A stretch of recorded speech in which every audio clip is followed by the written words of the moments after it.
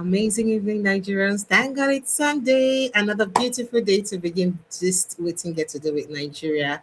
Welcome to Updates with Precious. A beautiful day to talk about Nigeria and the wahala then what they happen for Nigeria. The good, bad, and ugly. All of that conversation now what they get inside here. So over the week, a lot of things on the boil down small. But we just dey look and like say we no understand what's they happen. Now, guess what?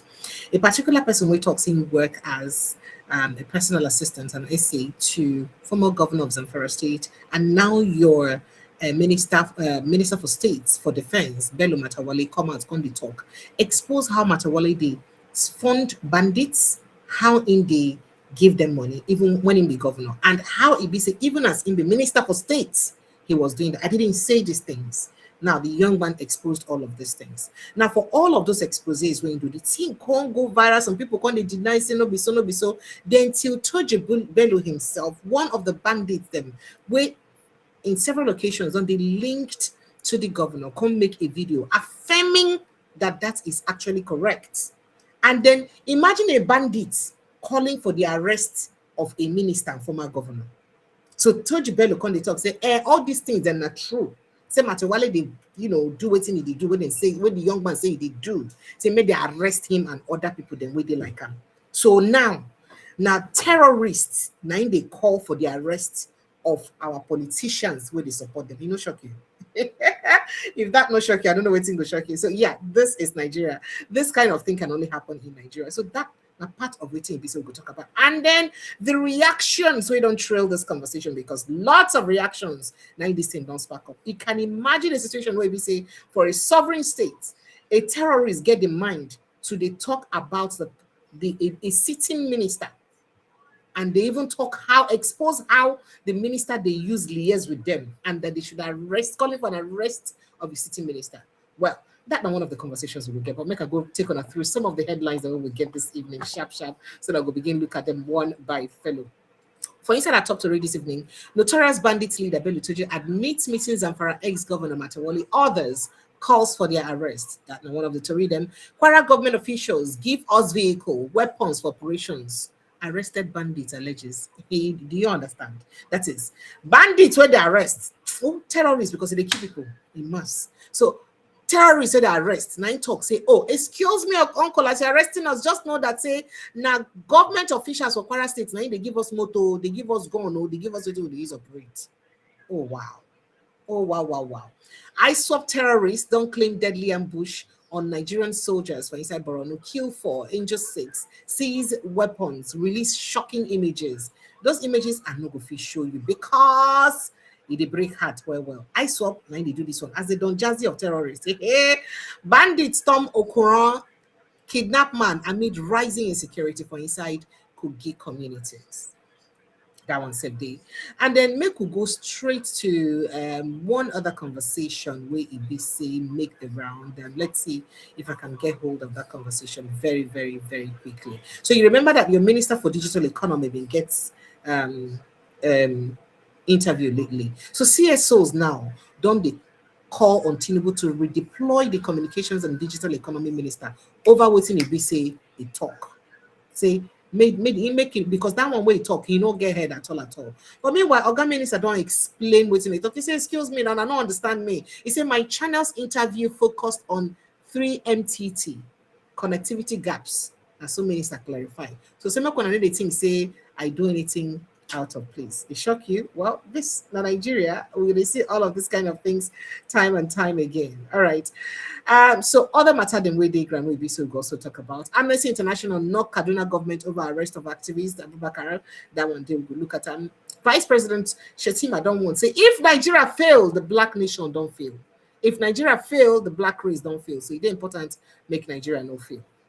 Taraba Governor Kefas don't receive APC membership card. So in the 001 now for Taraba State. Another Accord Party governorship candidate don't emerge from Osun State. So Adeleke don't get person will be seen him and then go contest. He go talk for more because President Tinubu don't hail the person who win the primaries for inside Osun State. Say then they're ready to reclaim back Osun State after after the last election. So 2026, they will reclaim back Osun State. And that statement, people say no take them lightly. 2027, Peter Obi remains a member of ADC coalition. Most tonight they talk this one.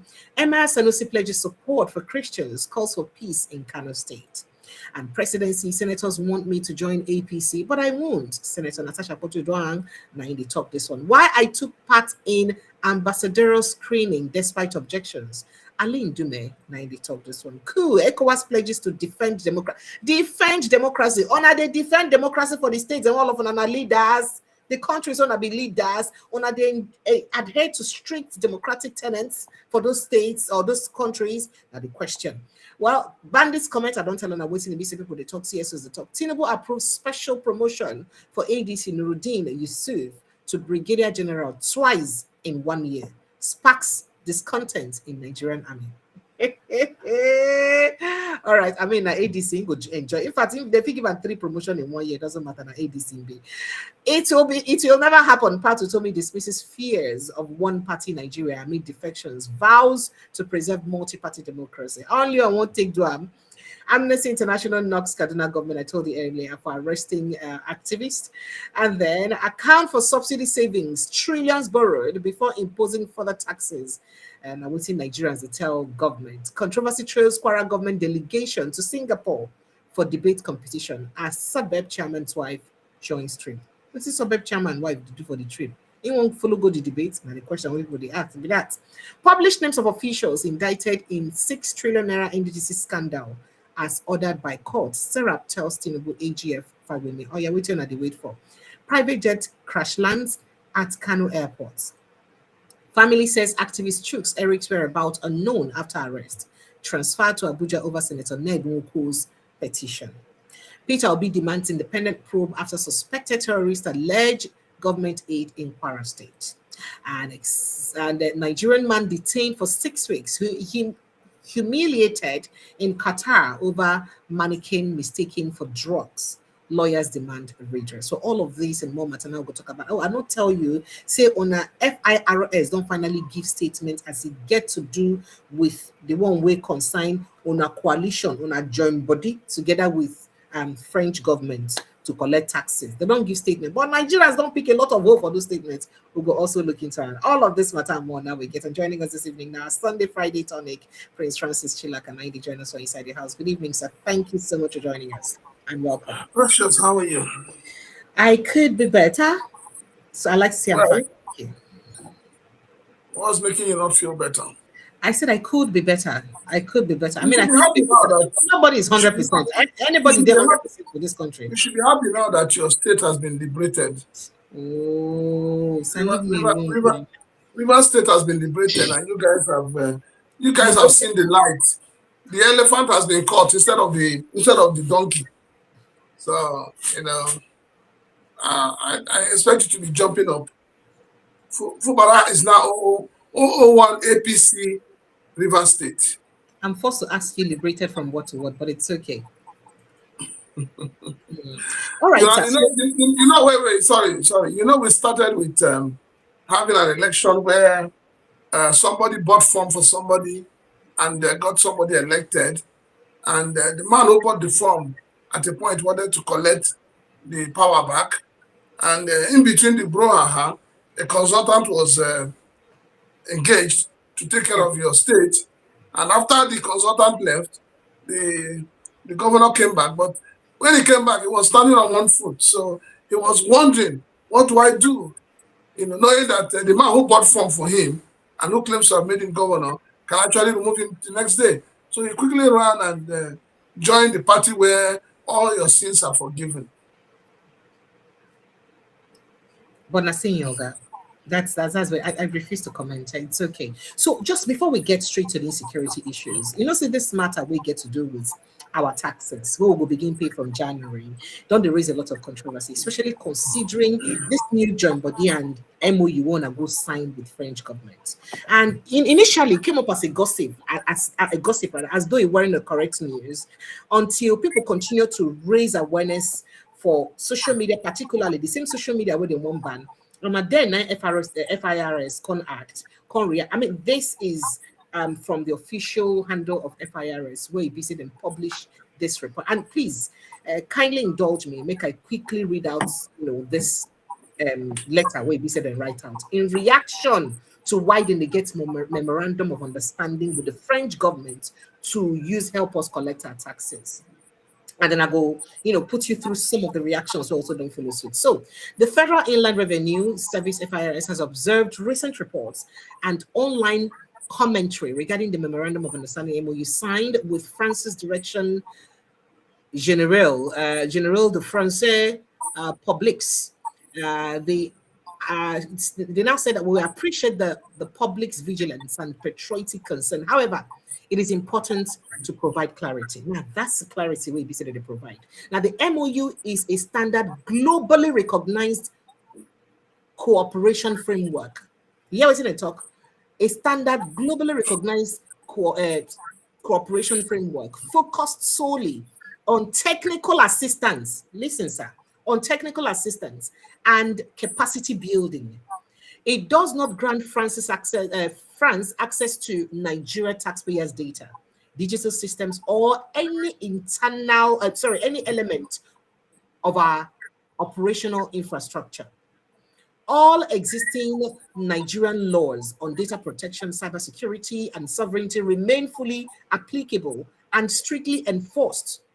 The NRS, like its predecessor FIRS, places the highest premium and national security, on national security, and maintains rigorous standards for the protection of all taxpayer information. Now, similarly, they said the MOUs are signed by tax administrations around the world to promote collaboration, knowledge exchange, and the adoption of global best practices.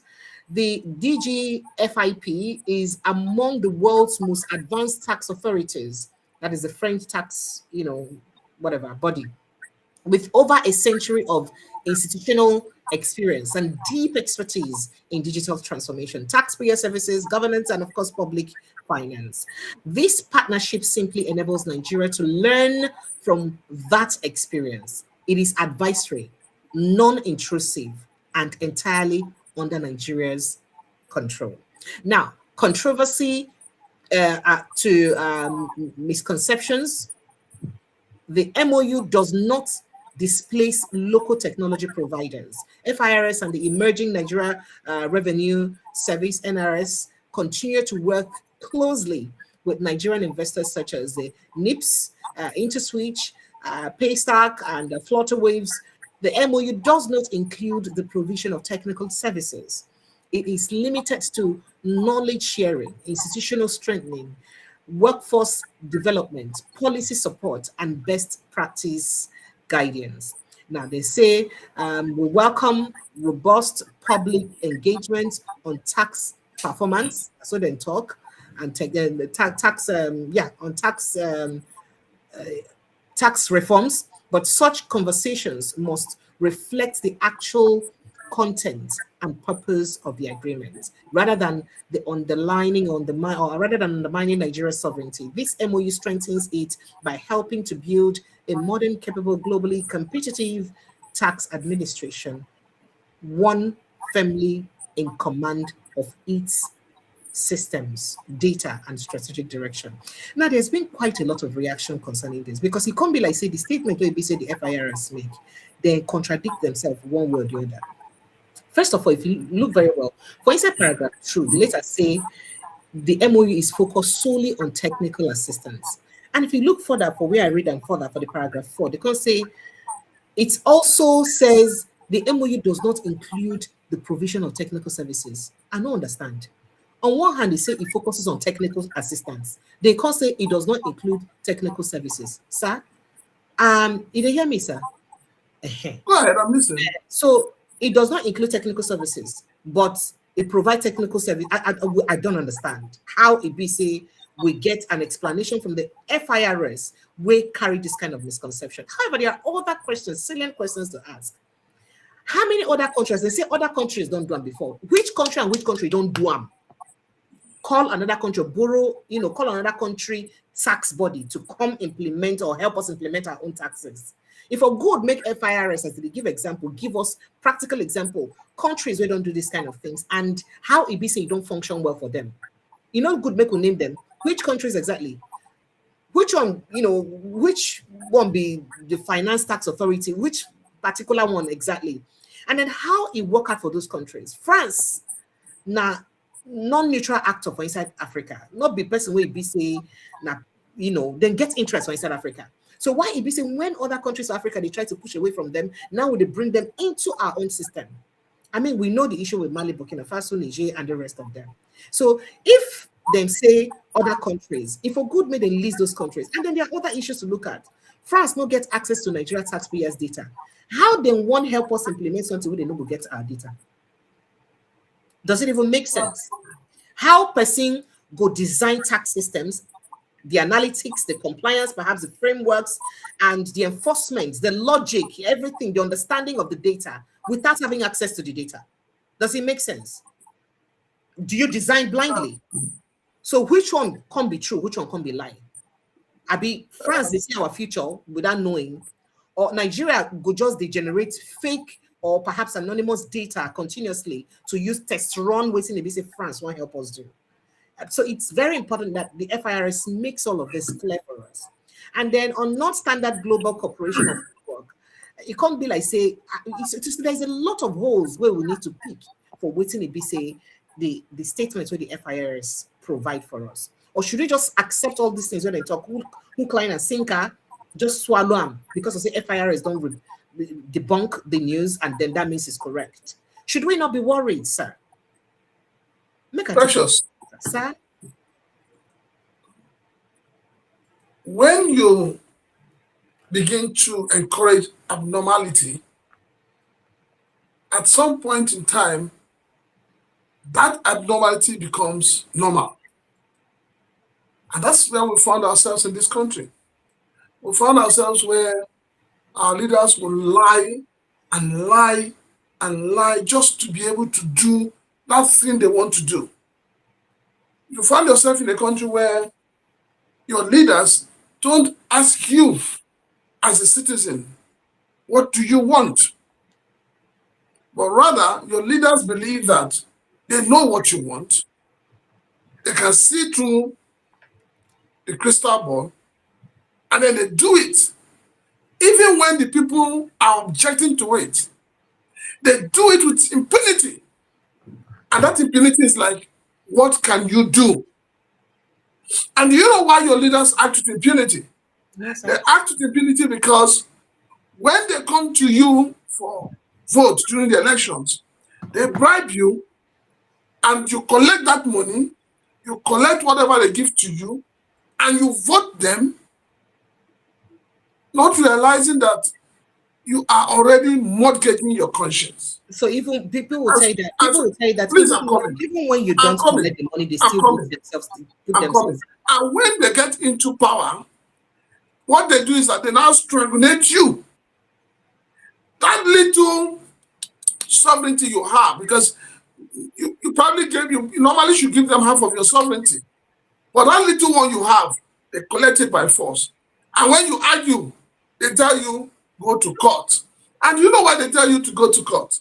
They tell you to go to court because they know that the judgment by the judge will be in their favor. Where am I driving at? You know, when this whole brouhaha started about tax reform, tax bill, if you recall very well, the northern governors objected to it. They were the only people that objected to it. And I remember I told you, I said, there are hidden things in that document that they have seen, but because they're not knowledgeable enough, they could not stand their grounds. And what did your governors in the South, East and South do? They pretended that all was good. Don't forget that in the run-up of that bill being passed by the National Assembly, they talked about a consultancy firm that is in Lagos and is collecting tax and remitting a percentage to the state government and keeping a percentage. the government came out and said, no, we are not going to engage any consultants. You also remember that that bill says that the Federal Inland Revenue Service is going to be changed, baptized to become Nigeria Revenue Service. I think I'm right. Now, everybody in African countries, especially the countries colonized by France, they are telling France, we don't need you anymore. We are no longer toddlers. We are grown. Stop giving us feeding bottle. We want to use spoon and cutlery to eat. We want to be able to feed ourselves. We want to be able to manage ourselves. And that is why you have Mali, Burkina Faso, and Niger Republic. That is why you have them on their own right now. They moved out of ECOWAS because ECOWAS for me is a failed entity. So they're on their own. And then we should be asking ourselves, Nigeria is, in quotes, the giant of Africa. The rejected stone, the people who rejected it, somebody gave birth to 3 children. And the 3 children woke up and disowned their father. And you that have 2 million children to yourself, you go and embrace that man as your father. What are you benefiting from there? Is that something you are benefiting from there that we are not aware of? Where am I heading to? The Nigerian Customs Service, for instance, they were using what we call NICES 1, and then they now moved to NICES 2. And these 2 apps were being used as a means of payment. You use it to capture your job, payment, and release. Now, NICES 1 didn't give them what they wanted. They now moved to NICES 2. Now, when they got to NICES 2, it was supposed to be build and transfer. But the company that was hosting it, that built it, they refused to transfer the technology.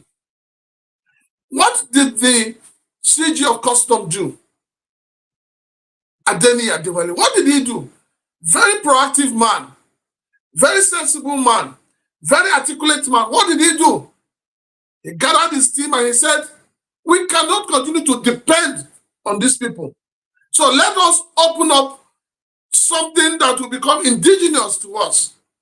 Let us have an app that will become indigenous to Nigerians.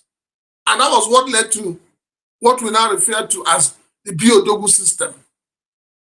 And the Biodogu system has come to stay. Even though initially it has had some hitches here and there, some glitches, but it's allowed.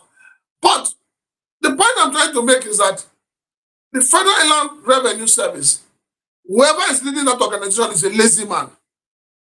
You are lazy in the sense that you do not have the capacity to think out of the box to begin to think of an indigenous solution to tax issues. Rather, you now want to go and involve another country. You want to engage a consultant. At the end of the day, that consultant they're engaging is not going to be free. They're going to pay. How are they going to pay them? They're going to pay them in foreign currency. So the more you collect from Nigerians, you share that money into 3, you give one to the consultant, and then you give one to the federal government. Is that not the height of mediocrity? Is that not the height of stupidity? So whoever is in charge of Federal Inland Revenue Service should be sacked. Because right now, we are talking about taxing Nigerians. Nigerians are crying under the tax that you're already taxing them. You now want to engage a consultant. How do you pay the consultant? It means that along the line, more taxes will be imposed on Nigerians so that government can be able to carry out its program as well as pay the consultant. And that's why I said that the management of Federal Inland Revenue Service, they're not thinking out of the box. Because if they're thinking out of the box, they should go to customs. They should go to the CG of Customs and ask him, sir, how did you develop the system you're using that is indigenous to Nigeria. They didn't go abroad. That system called Biodogu was developed in Nigeria by Nigerians. So why can't the Federal Inland Revenue Service do the same? It shows you how clueless, how lazy the people in that organization are. And they're giving excuses. They're giving excuses. You should think that them have been just waiting presidency wants, because I mean, an MOU cannot be signed. Whatever the presidency wants, the reason why you have SAs, the reason why you have directors, the reason why you have ministers is for you to advise the president. It's for you to use, because you are meant to be a professional in that field. So you are meant to advise the president for the betterment of his administration and the Nigerian people. All right, sir. So you think say this is not just another alphabet and then they play out? Oh, so you know their name? I know. I've been down here something like why am I? I've been doing here something like that. So let's get straight to the issues. I thought Nigerians are a bit enlightened about this so that we go know. See, this now waiting they come up for us. No, but you see, Precious, you see why I get so worried is that when issues that involve the ordinary Nigerians come up, I've noted that your governors in the south, southeast, I won't talk about the southwest because southwest is already for the president, but your governors in the southeast and the south side, they don't talk. They keep quiet. And I keep asking, are they not part of Nigeria? Or the taxation that is now being imposed, will it only be imposed on Northerners? It's going to be on all Nigerians. So I think that your governors from the southeast and south, they are happy with the imposition of tax on Nigerians because it is swelling the monthly allocation they get. And with all the money they get, we don't seem to see any development in the south and in the southeast. All right, so let's get straight to that issue of insecurity because it was very important that perhaps just throw a bit of light on this tax issue then before we get back to the security issues. So, notorious bandits leader or terrorist Turji Bello has confirmed that he held a peace talks with officials of the Zamfara state government during the previous administration led by Bello Matawalle, who is now the Minister of the State for Defense. Now, Turji, however, denied claims that he was paid 30 million naira as part of the engagement.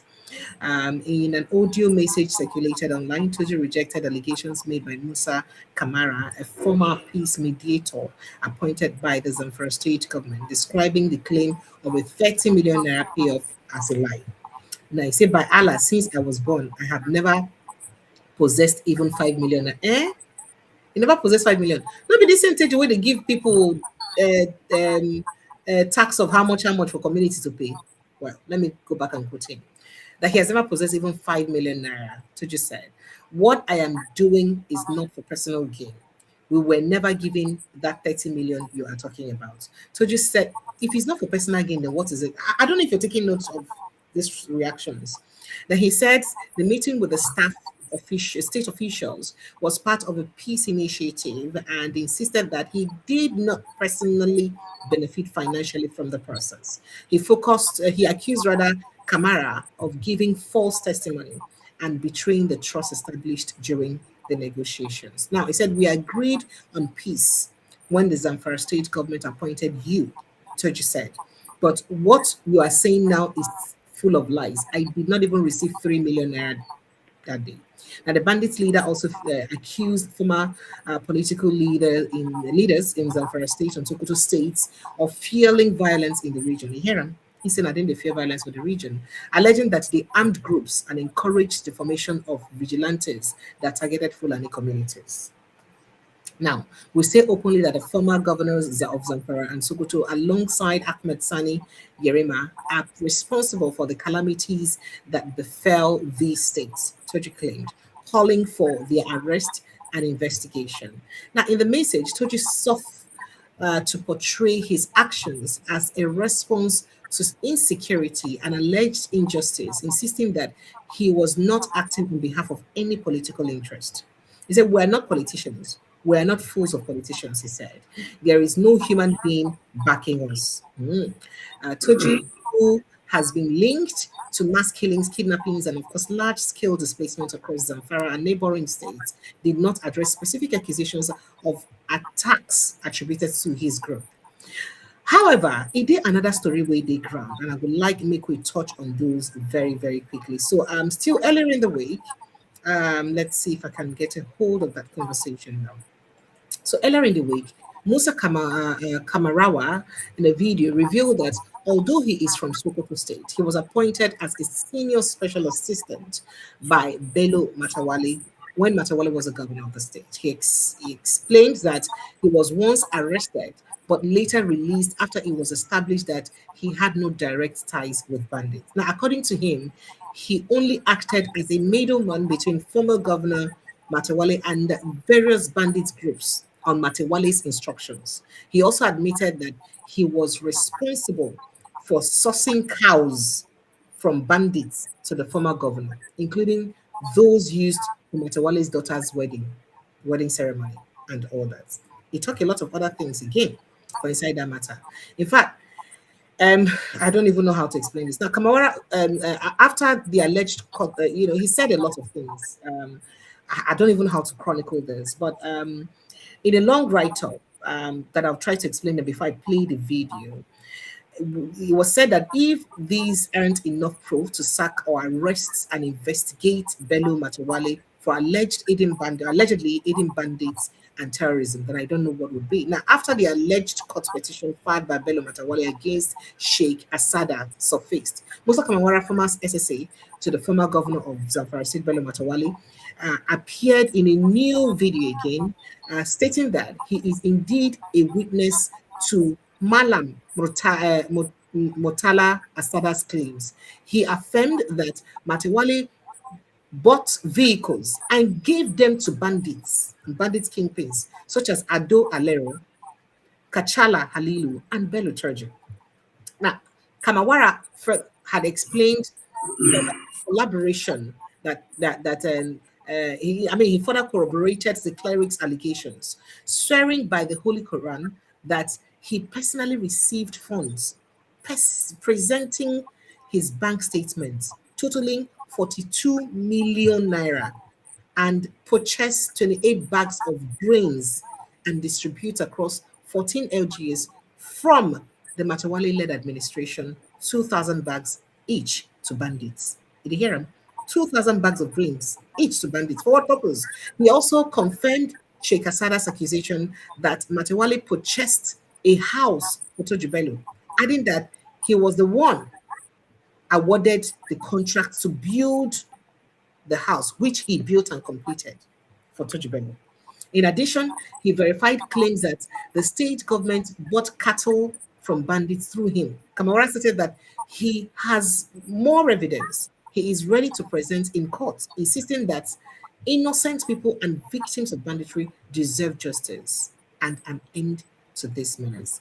I do not speak Hausa language, but if you speak Hausa language, I'll be playing these footages. Please kindly help us interpret if you understand what they're saying. I would really love someone to please translate to us. I couldn't get someone, to translate before this, but here is one of the videos. Please take a listen. Assalamu alaikum wa rahmatullahi ta'ala wa barakatuh. Sunana Musa Muhammad Kamara, tsohon SSA na tsohon gwamnan jihar Zamfara, Dr. Bello Mutawallin Maradu. Wannan ita ce appointment letter ɗita, kuma har ya ƙara gwamnati babu inda aka ce an kore ni ko an dakatar da ni, har muka ƙara gwamnati. Yanzu nake duba media, nake ganin takarda tana yawo, an yi ƙarar Malam Murtala Bello Asada, malamin musulunci, akan zargin ya ɓata ma shi ministan tsaro mai ci yanzu suna. Akwai wasu kilif da na duba na gani na cikin karatuttukan Malam Murtala Bello Asada. So ina ganin in dai akan su ne aka fatawa ko kuma ake ja in ja, to wannan abu ba ƙarya ba ce. Akwai wani kilif da na gani wanda Malam yake magana akan an so ma 'yan ta'adda motoci. Wallahi summa tallahi billahi la ilaha illa an so motoci, an bada mota, an ba Kacalla Halilu, an ba Turji, an ba Ado Aleru waɗannan motoci an so su an bada.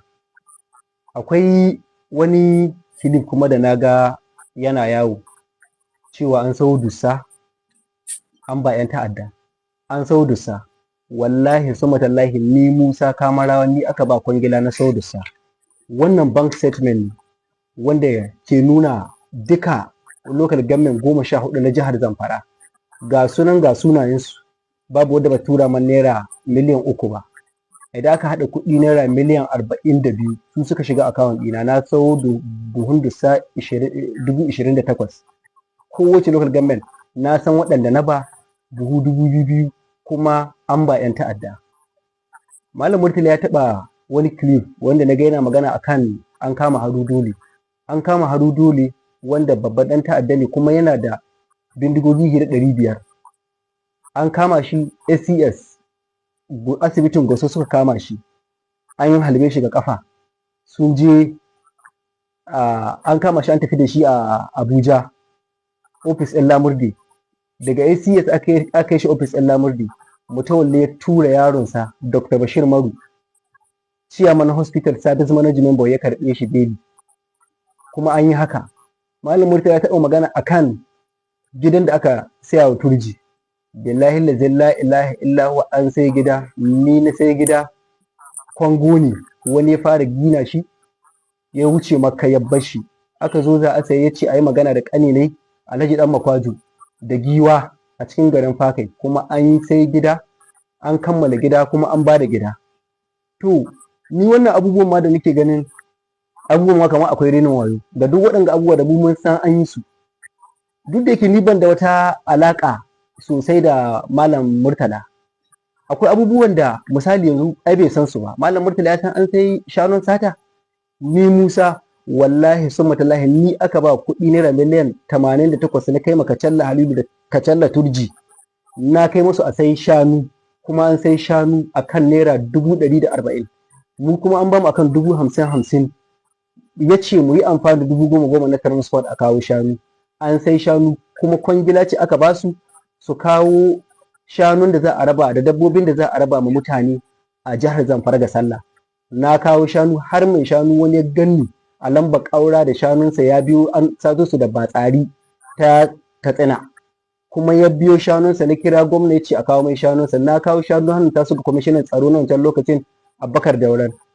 Aka ce waɗannan shanu manya ne, za a bikin ɗiya Rukayya a Maradon, aka wuce da su. Duk wanda ya zo ɗaura wurin na ci shanun na ya ci shanun sata, kuma an yi haka. Don haka ni har in ta tabbata da gaske ne an yi wannan ƙarar, ina roƙon Malam Murtala Asada don Allah ya taimaka ya sa ni cikin shaidun shi na farko, don zan zo kotu kuma wallahi zan faɗi duk abin da na sani, har wanda Malam Murtala bai sani ba zan je da hujjata kuma in tabbatar ma kotu abin da ake da'awa an yi shi. Kuma na rantse da tsarkin mulkin Allah akwai abin da ma ba a san da shi ba, sai gaban kotu zan faɗe shi. Shi kai na Malam Murtala bai san shi ba, kuma zan faɗe shi saboda an kawo gabar da ya kamata a wa mutane adalci, a kowa adalci. Okay, so I'd really, Prince Rosashil, I don't know if you understand what he said a bit. I don't know if you, Najia Hausa, Kadan, enough to understand what he said, but I would really love to have, an interpretation of what he said before I play the next couple of videos, because it's important that, context. The summary of what he has said is the fact that Matawalle has close ties with the bandits, and that even as a governor, he was sponsoring them, doing all sorts, giving them money and all of that. To what end?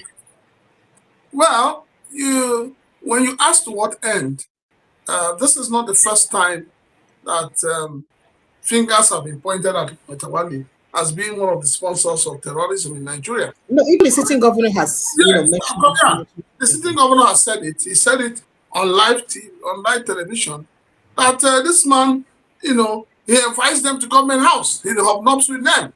He eats with them. So you now ask yourself, why is it that with all these fingers that have been pointed at him, why is Mr. President still keeping him as a Minister of State? You also remember that at a certain point in time, your vice president pictures and video of him sitting with some of these bandits surfaced.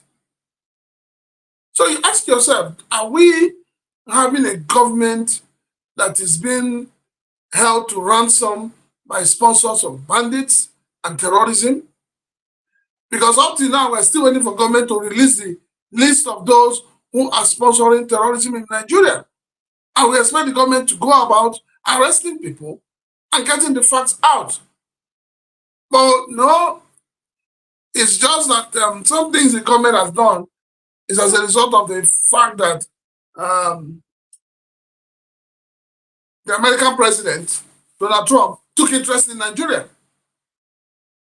And then suddenly, we've had so many success stories of how bandits have been killed, they've been decimated, how victims have been rescued and all of that. But the question that is begging for an answer is that if all this beautiful news we hear that gladdens my heart is happening, why is government not taking steps to send back the people in IDP camps to their ancestral homes?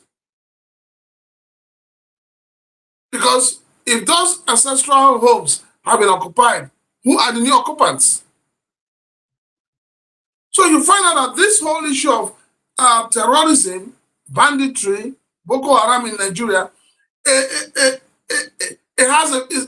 become like a spider, the web of a spider. It keeps causing problem here and there. But I think that from what the man has said, it is obvious that Matawalle, he may deny it. But I'm asking myself also, what would propel the SA, a former SA, at this time to come out to talk about this? Is there a political undertone to it? I can't hear you. Right, so let's go ahead and play the other response from him. After that response from him, and another reaction from him. After that, we go ahead and take Bello's response. Make I know whether waiting they saying talk now, waiting they talk. As a Kukumani, they speak their Hausa language. Let's take a listen. Wato ba a kama ni da komai ba. Ba wani abu da aka kama ni.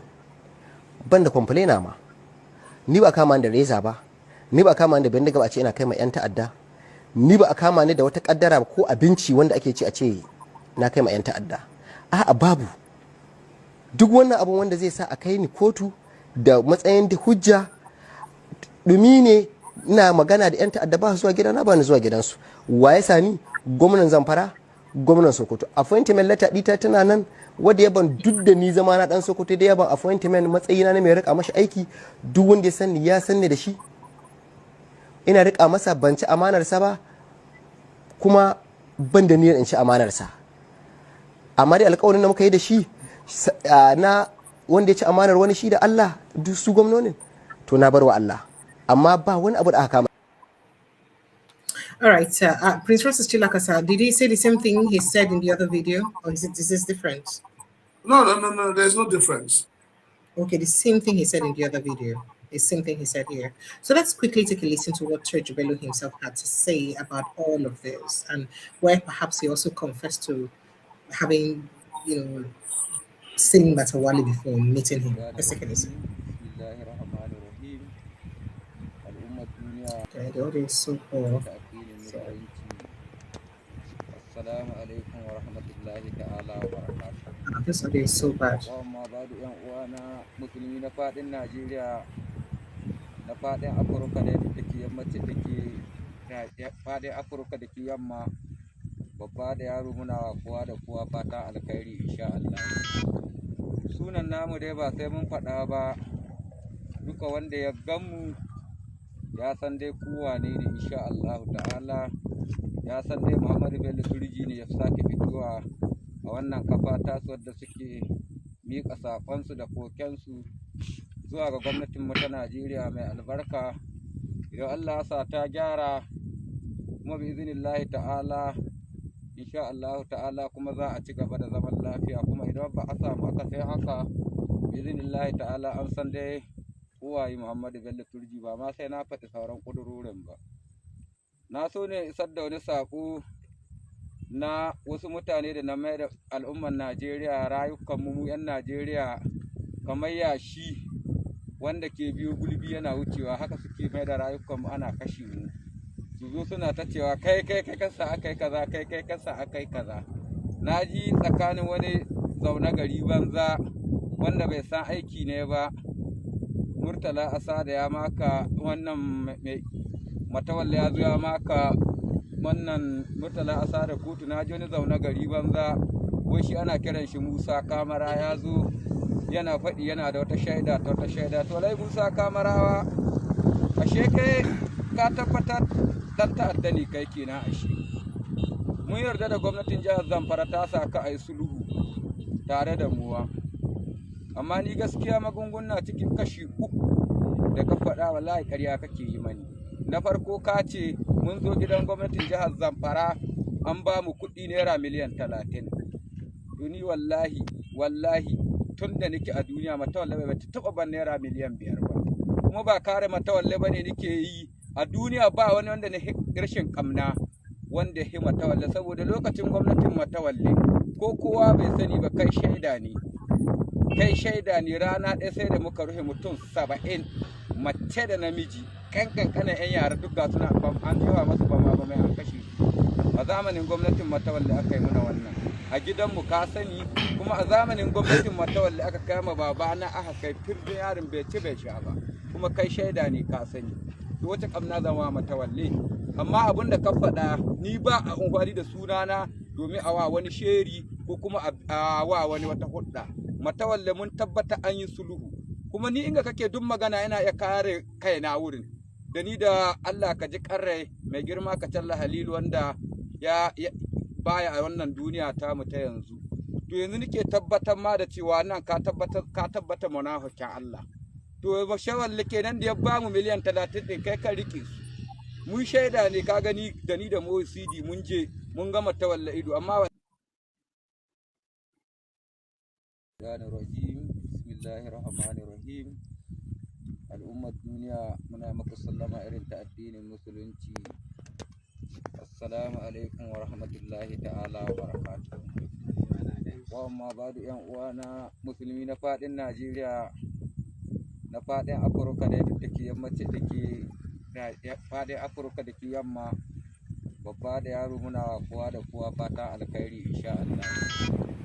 Sunan namu dai ba sai mun faɗa ba, duka wanda ya. All right, Prince Chilaka, let me just let me just let it be. Since neither of us speaks speak Hausa fluently.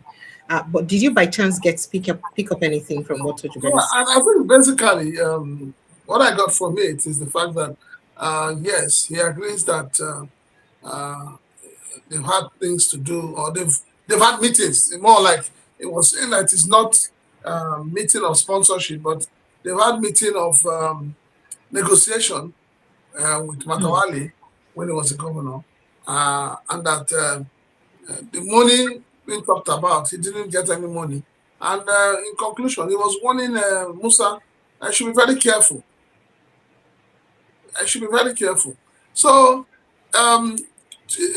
like I said, 2 things are at play here. One is the fact that I'm trying to wrap my finger around it. Why is the SA coming out now? What has propelled him to come out now? 2, and why is Matawalle, Turji Bello, doing a video to counter to a large extent what has been said? So it's like Turji Bello is trying to protect Matawalle, and then this other guy is exposing him. Now, if you look at it, you also notice that when the governor of the state came out and talked about his relationship with this terrorists and bandits, the federal government put cutting buds inside their ears. They didn't hear. Even when the thing was showing on TV, the person that does the sign language wasn't available. So, so I'm asking myself, will this result into something? Because I know that last week it was rumored that one of the strong pillars, ministers of the president was going to resign. And then, we're asking, is this part of the agreement they had with the American delegates that came? Because we don't seem to know what is going on. But then we remember that when they finished the first meeting they went for in the US, the information passed on to us by the National Security Advisor was not the same kind of information we eventually got from the committee they met with. So I keep asking myself, why is it that the government keeps giving us half truth? Is it that there's anything wrong in telling Nigerians where we stand? But I'll tell you this for free. I think it's high time that Mr. President considers letting Matawalle to go, because his name resonates. Each time you talk about banditry, you talk about terrorism, his name comes out. So it will give the EFCC the opportunity to even investigate. Because I expect that by now, the statement that the young man was talking about should have been requested for. Investigation should have started. But we have a system, a country where the EFCC will only investigate you when Mr. President puts a searchlight on you. All right. So I think I did ask AI to try to get a bit of translation. And here is part of the translation I got from Tojo Bello's response. It says, in the name of Allah, the most gracious, the most merciful, peace be upon all Nigerians and Muslims.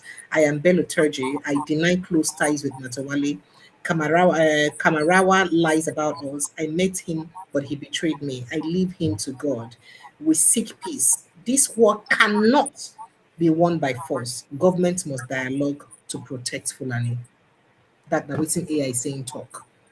Government must dialogue to protect Fulani. It's not be by force. When And you say this is not far from what Shegumi has been saying, that what will be saying Nigeria never feel win. Nigeria army no feel win. No be waiting US will come in for us.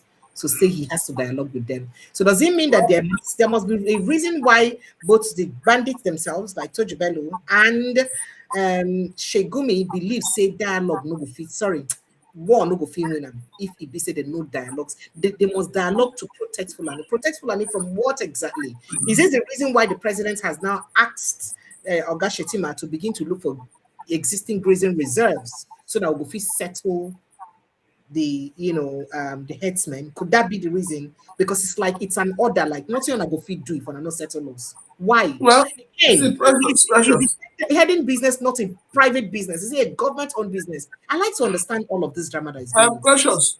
Sir? When the likes of Shegumi talks, you ask yourself, why is this man having this empathy for terrorists? What does it stand to gain? And then on the second hand, when you talk about negotiation, I don't really understand what is there to negotiate about. You come into a land, you take over people's ancestral home, and you begin to multiply there, and you want to be negotiating with who? What is the terms of the negotiation? Are they trying to tell us that they are tired of being in the northern states? And like you said, rightly, the issue of movement of cow husbandry and all of that is a private business. Why are they finding it difficult to accept that? What do you think would happen tomorrow, Precious? What do you think will happen if all the guys selling spare parts in Ladipo market decides to stay on the road to sell the market? Don't you think there'll be traffic? There'll be great luck? And then imagine what happens if you're passing by road, by leg, or you're driving past, and because you do not stop to buy, they begin to attack you, break your, kidnap you and all of that. What do you think will happen? So when people say they want to negotiate, we must understand what do they want to negotiate about. Except they want to negotiate about the unity of Nigeria. Maybe they're tired of being in Nigeria and they internally want to go on their own separate way, but they should come out openly and say it and not pretend about it.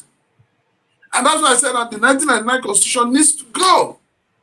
A constitution that does not allow for referendum needs to go. And you ask, what are the leaders afraid of? Why is it that before the elections, you hear them talking about, I'm going to come and change the constitution, I'm going to change the status quo, I'm going to restructure Nigeria. But once they get into that office, it appears that the whole thing about restructuring disappears. I totally agree that the way Nigeria is today, Nigeria needs to be restructured. But let us do it in a peaceful way. All right, sir.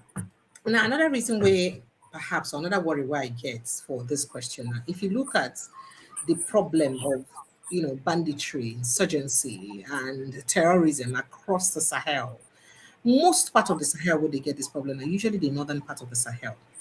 I mean, if you go to Mali, even the Benin Republic, the northern parts, northern parts of the Sahel get the same kind of issue. Waiting be the thing where they happen. What's the ultimate gain? And then for Turji Bello to say, when he greets, greet other people, people away from other religion, peace be upon and Muslims. You understand? So what is really going on?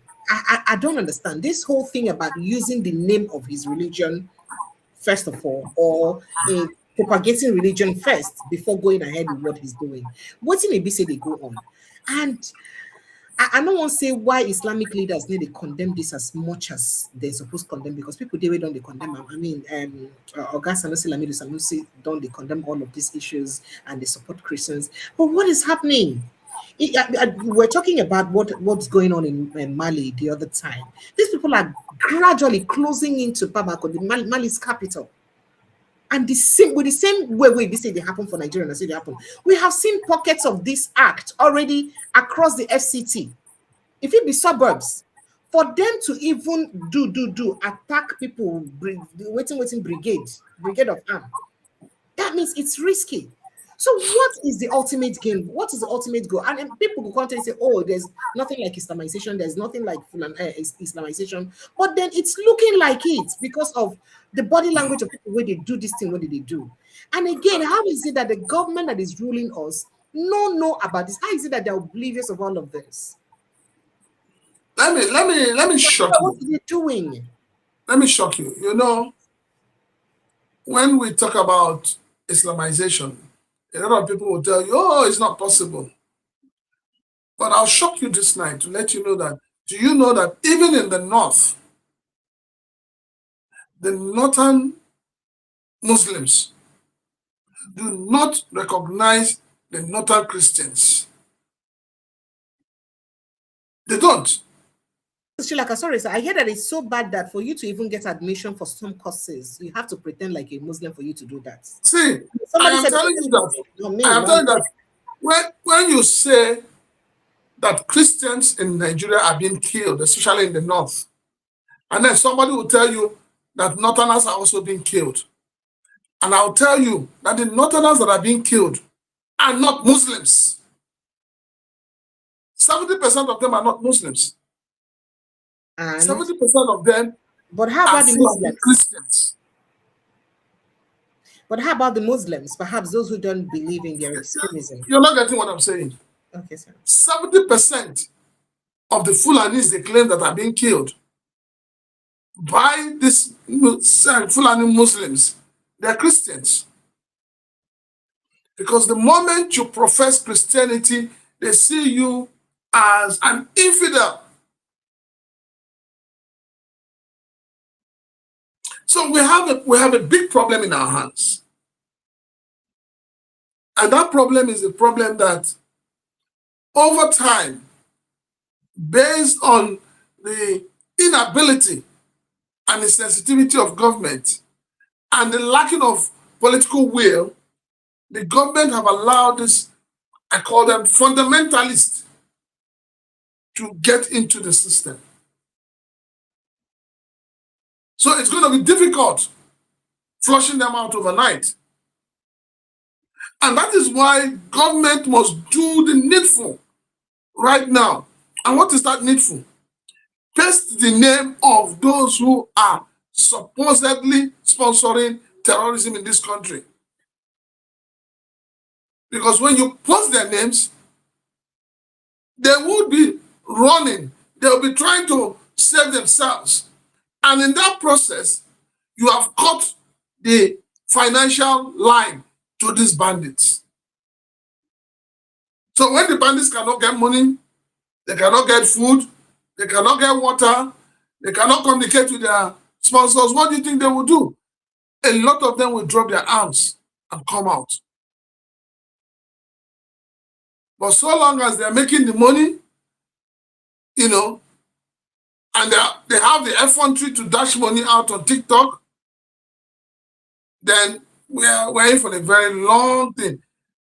And unfortunately, the unfortunate part of it is that everything about this terrorism and banditry is always in the north. So for those of us who have quite a number of northern friends, we are finding it difficult to, be able to understand what they really want. So it's not something that is just like that. But the point is that those who are sponsoring them, so long as they keep sponsoring them, keep giving them money, keep keeping their lifeline alive, then there's nothing you can do about it. We'll just be talking and talking and talking. There's nothing you can do about it. I mean, Gumi has said it severally that even when he goes to negotiate with these bandits, now he goes with government officials. He goes with the police, he goes with the army, he goes with the DSS. So why are they not arresting them? Why are government players pretending as if they don't know where these people are? And that's why people feel that there is some form of complacency between government and these people. They seem to be working hand in gloves. Look at the ones that are arrested in Kwara. They said that the arms they are using was given to them by government officials. So why is it that the government officials are bent on driving this country into a rat hole? Why? What do they stand to benefit? They are still, put the pressures, please. I am coming. They are stealing our natural resources. They are stealing our collective wealth. They are sending their children abroad. They are stealing all the money. They are leaving the people poorer than they were before. So what do they want from the Nigerian people? Do they want Nigerians to disappear from the surface of the earth? What do they want? Our children can no longer go to school, feeling comfortable, feeling safe. People can no longer travel from one state to another. What do they really want? What do these wicked leaders in this country want? And why is it that each time a bandit, a terrorist is arrested, why do they always point fingers at government? There's an evil proverb that says that if a child is pointing at a particular spot, if the mother is not there, the father is there. There is something about this banditry and this terrorist act that the government is not telling the people. All right, sir. Okay. I mean, you just mentioned about the Kwara State incident, and it is very pathetic. The kind of confession where these people then make, say they get their arms from saying that government officials for inside Kwara State, they give them their arms. Somebody like Peter Obi, I don't call him pro for this kind of accusation will come up. Do you see the government acting on it? Does it even have to take a Peter Obi to call on pro for the government to quickly or act decisively on it to say no, this is wrong. Let's quickly act on it. Well, don't worry, precious. Tomorrow the government will act on it, and the first act they will act on it is by releasing all their morons, all those mad, what do they call them, errats, to attack Peter Obi. That's the first thing they will do. That's the first thing government will do.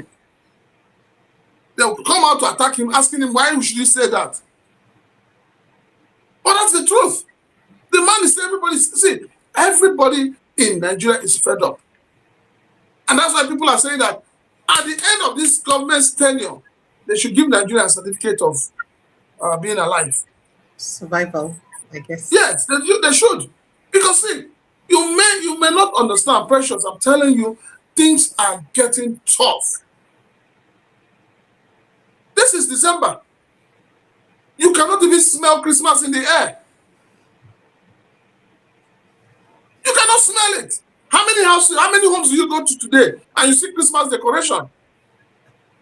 Today is 14th. How many days to Christmas?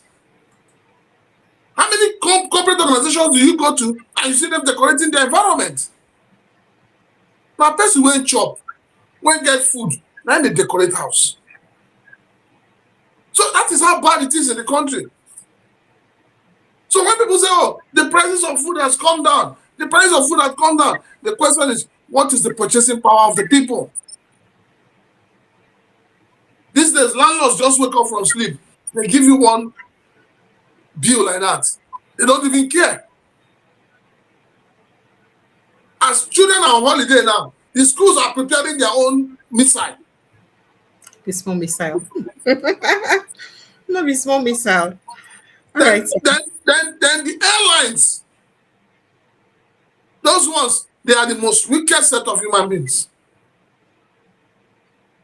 At a time like this, when they should be doing bonanza, when they should even be saying, you know, if you're a family, you're a family of 4, buy 3 and get 1 free. They're not even thinking about it. What they're doing is that they move their prices from 125,000 naira one way to 500, 600,000. If we had good roads, Precious, if we had good train network, do you think people will go for aircrafts? The things that should take care of the needs of the poor people in this country, your leaders are not doing it. Do you know what it means if you have a train network that takes you from Lagos to Port Harcourt, from Lagos to Owerri, and you have I keep saying it, the governors in the Southeast, they are a disgrace. Every one of them. They are all busy building elephant projects, phantom projects, so that they can steal the money of the people. That's why they're all building airports. How many of their citizens can now fly, can access those airports? How many? But do you know what do you know how beautiful it will be if you have a train network that runs across the entire Southeast? And then you probably have 2 airports. Maybe you have one, the Owerri airport that is there. You have the Enugu International Airport. Do you know how much will be generated and how much will be saved? So if you're traveling to Lagos and you don't want to go with the flight to Owerri, you just enter the train. If your flight is 10 o'clock, you leave your house by 8 o'clock, you take the train to Enugu airport. But your governors will not think that way. All they are thinking is they want to build airports so that they can make more money. How many of them have come out to say, let us come together and dredge the Niger so that ships can come there to bait? No, they don't think about it. They don't think about it. And then you have some of them who served as governors for 8 years in their states with nothing to show for. With nothing to show for. Then your Senate, they're the kind of people you have as your Senate leaders. A country where you have people who are being employed to represent the country outside the shores of Nigeria. You can't even question them. You don't even know what they have in their heads. You don't know whether they have mental problem. You just open your mouth to say, take a bow and go. Is that not the height of stupidity? And then you tell me that things will get better. Why would you not have bandits and terrorists all over the place? As it affects you, they affect me. That's why they affect them. So, but the Nigerian people need to wake up. I keep saying it. The Nigerian people need to wake up to take back their country. All right, sir. All right, so let's quickly, pay attention to other issues. Still speaking about security, the Islamic State for West Africa Province (ISWAP) has claimed responsibility for a deadly ambush on Nigerian army troops near Polka in Borno State, killing 4 Nigerian soldiers and injuring 6 others. The development was disclosed. I mean, that's I don't want to talk so much about that one. I don't hear them. Very sad. Now, bandits also, we hear that fear swept through Okuran in Yagba West local government area of Kogi State.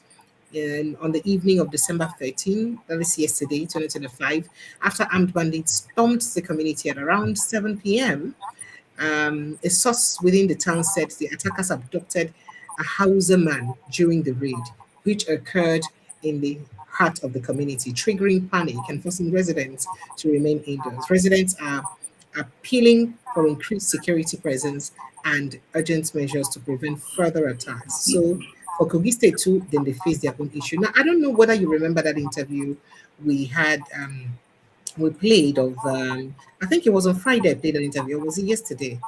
If it was yesterday, let me quickly get it. Your Minister for Communication had an interview on Channels Television where he said something.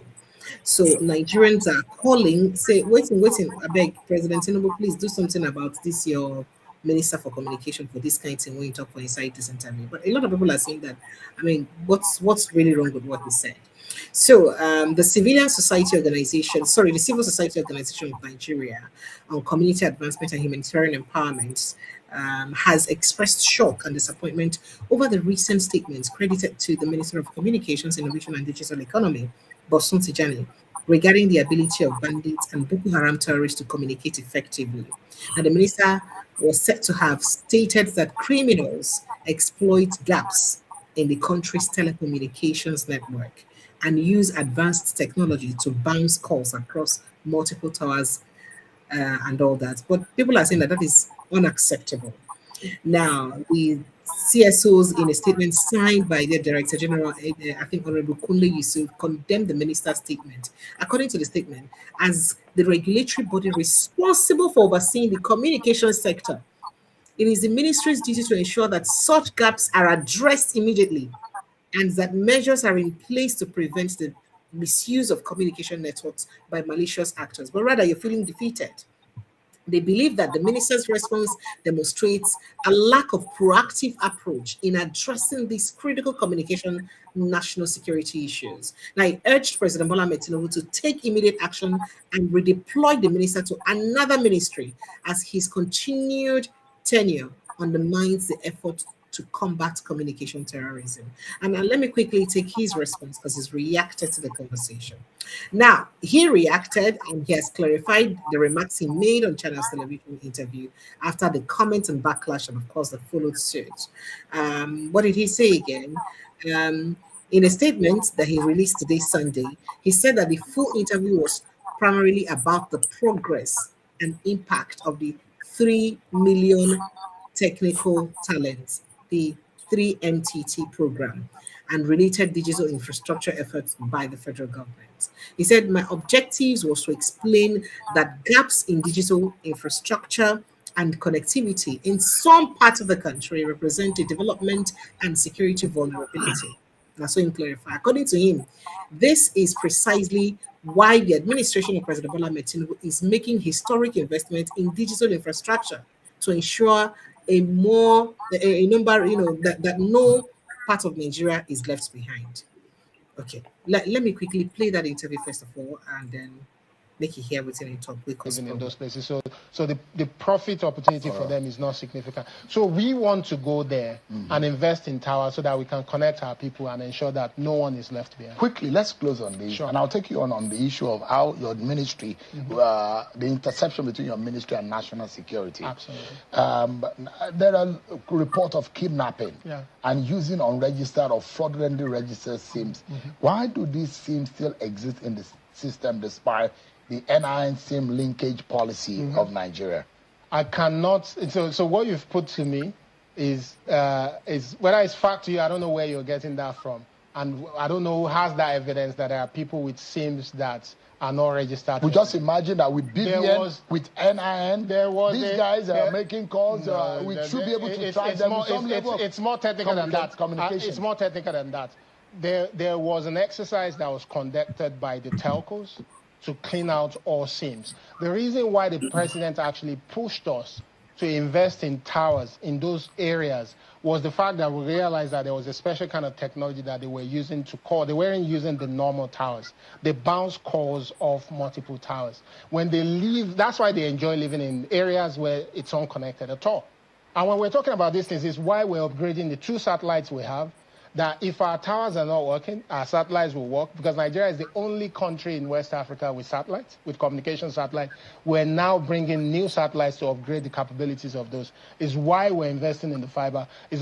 All right, so you hear that in when you say because they use sophisticated technology where they bounce calls, and people they talk say so. In a nutshell, they try explain to Nigerians, say these bandits get better technology past the Nigerian government generally. Is that what you're trying to explain to Nigerians? So bandits get better technology past us. Well, he has explained. Let me take your reaction if you like. Precious, you know, the way let me say this. Let's move this precious any TV, and we go to somewhere, say in Sambisa Forest, for instance, and you operate from there, and you're sending signal out from there. I give you in less than 2 hours, DSS, police, NSDC, all of them will gather just to come and stop you from transmitting. So what the minister just said is rubbish, complete rubbish.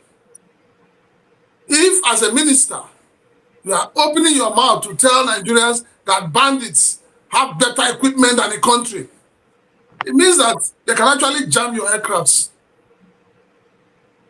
Yes, that is what it means. It means that they can sit wherever they are and take hold of your aircrafts.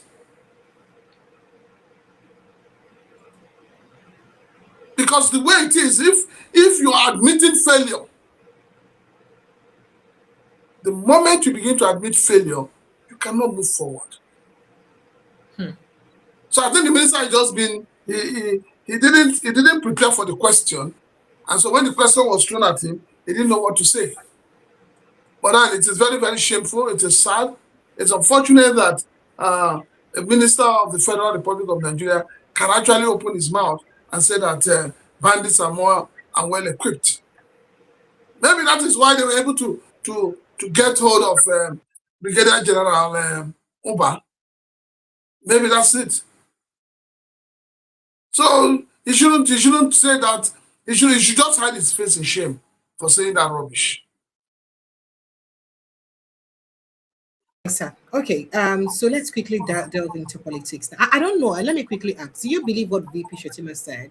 He said that if Nigeria falls, the black race has failed. Sorry, if Nigeria fails, the black race has failed. Do you? What's your reaction? No, Shetima that is saying that. What has he done since he became vice president to lift up Nigerians? Sorry, sir. What have they done to add value to the lives of Nigerians? Talk is cheap. I thought he said he would be in charge of defense. What has happened? Nigerians are getting kidnapped every day, getting killed in their houses. Security has become an issue in Nigeria. What has he done? We like to blow grammar when we go outside the shores of Nigeria. All right, sir. You should come and face Nigeria as it is. Withdraw all the security men from everybody. Let all of us see who will survive. Okay, so let's quickly move into politics. I'll just perhaps take the headlines alone. Taraba Governor Kefas Agbo has received his APC membership card today. But another problem, don't do it for Adeleke for inside Osun State, as a second governorship candidate for Accord Party don't come up. So they don't go Accord. They don't get another governorship candidate. That's no problem. Meanwhile, President Tinubu don't congratulate the person who win the APC governorship primaries for the state, saying we must reclaim Osun State for 2026.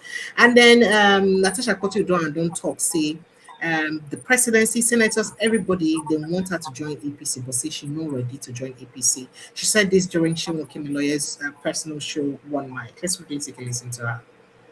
Thrown at me. And even when I got married, I also was faced with the question of, your husband is from Delta State, go contest in Delta State. You're no more from Kogi.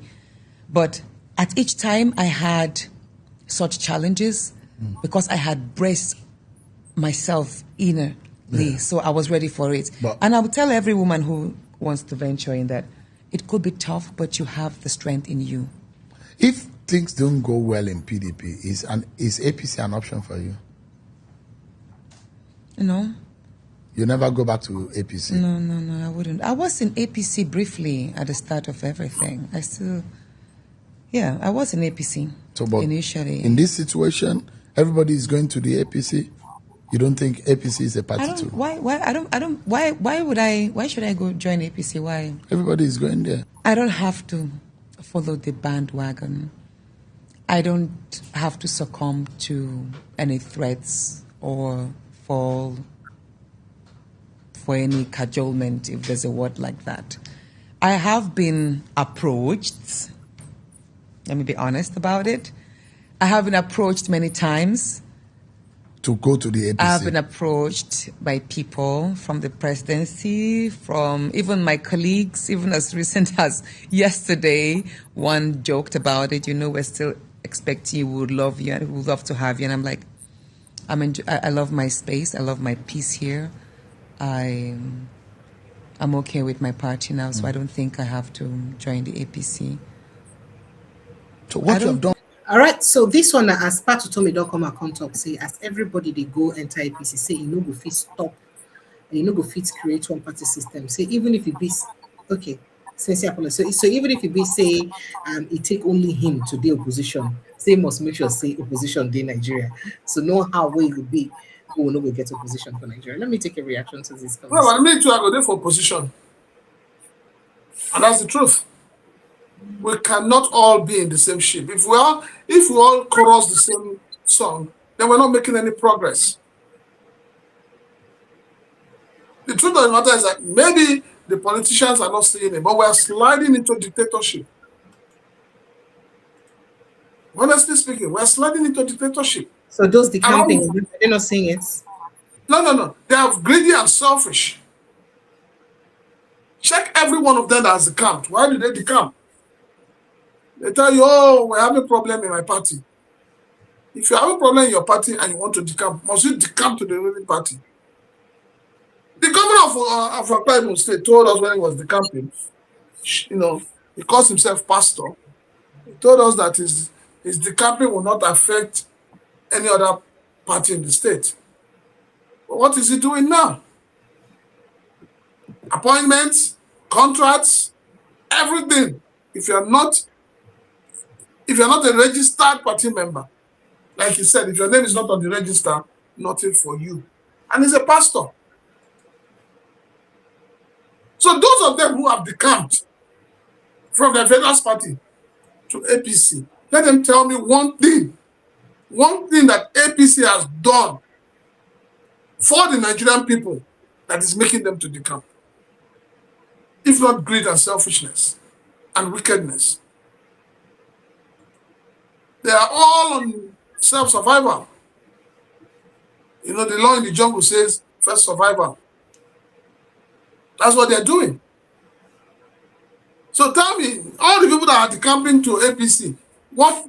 I'm still waiting. I thought the Akwa Ibom State governor said it's decamping. By the time it decamps, in less than few weeks, the Akwa Ibom, what do you call it? Port. The Akwa Ibom port will be working. Where is it? Well, how far have they gone with it? So point one governor from another party that has decamped that has done anything different. And they all have this silly excuse they give. We want to be close to the center. Maybe, just maybe there's some money that the presidency is sharing solely for those who belong to the party. Maybe that is the driving force. But if you're saying that the driving force is leadership, is good governance, is a representation for the people, then they have missed the mark. They have missed the mark. All right, sir. Okay. I did tell you earlier that Sanusi Lamido Sanusi is pledging support for Christians and he's calling for Kano State. But let's let that fly very quickly and just move on to other issues. So ECOWAS don't talk. This time around, they talked in they committed to ensuring it protects democracy for inside the region, then to deepen economic integration and also strengthen collective security amid rising instability across the sub-region. So the regional leaders had a meeting today. They had their 68th ordinary session of the Authority of Heads of State and Government at the old banquet hall of the Presidential Villa, Abuja today. Now, President Bola Ahmed Tinubu, who was represented by the Vice President, Senator Kashim Shatima, appealed for unity, warning that the bloc is weakest when divided. Now, according to the Nigerian president, we do not share geography by accident. We share it by design, by history, and kinship, a family bound by memory, culture, and struggle and aspiration. They say they don't make move to make sure, make this cool thing, then this era of cool and all of that, make it become a thing of the past. Now, a lot of people would expect that one of the very decisive actions where they would take to look internally.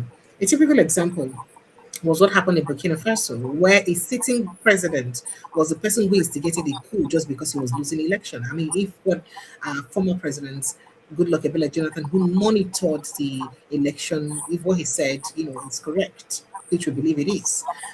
So but that one happened, ECOWAS leaders not come together, condemn that president's action, they against that coup, prevail on them, saying, no, you have to cancel that. Go back to that election. They don't talk anything, they just leave them. But it happened in Benin. Oh, they were quick to call together. So that ECOWAS follow help mobilize troops where they go, and Nigeria are the closest we go fit central. So what is going on? If they can see what happens in hold on. Every member of ECOWAS is a fool. Hey, sir. Every member of ECOWAS, every one of them, they are fools. And I'll tell you why. Have they sat down to ask themselves, why is coup happening in Africa now? Have they ever sat down to ask themselves, what are we doing that we're not doing well? Have they ever sat down to say to themselves, the heads of state or the governors, the heads of state or the presidents that organize elections, and the elections are marred with corrupt practices, vote buying, and all of that. Have they ever come out to say, we will not support such person? Have they ever come out to say, for those presidents who wake up at the dying minute of their tenure to change the constitution, to keep them in power, we will not support them? So what are they talking about? They're just talking like Boy Scouts.